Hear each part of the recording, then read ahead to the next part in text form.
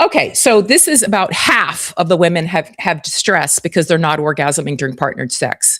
And I can tell you from a nervous system perspective that having orgasm difficulty during partnered sex, and the distress that it may cause a woman and the partnership. I mean, sometimes I read about the male, the partner wants his woman to orgasm. They're putting pressure on her to try to orgasm. And what's happening in the nervous system, if men listen to this recording, it's important to know that what's happening in the woman's nervous system is that distress gets internalized and imprinted in her system as a threat response. So the nervous system will have her become, and I know from my own personal experience, having had this problem, what happens in my own mind, what happens in my body, there's a tension that starts to take place. If you relate to that, you're welcome to share, or anything that you may relate to while I'm sharing,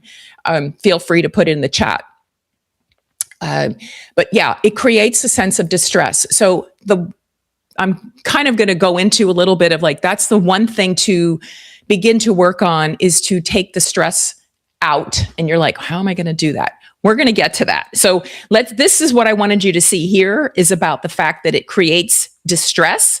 The conclusion, the somatic, here we go. Let's just say high levels of psychological and somatic attributions, which is basically what we're talking about. The mind can't get out of like, am I going to orgasm this time? Do you think it might work?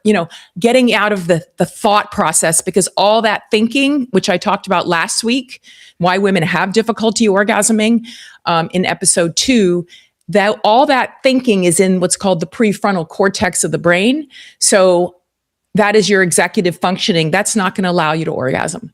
That kind of thinking. What is going to allow orgasm is to quiet that part of the brain, and quiet the activity in what's called the amygdala.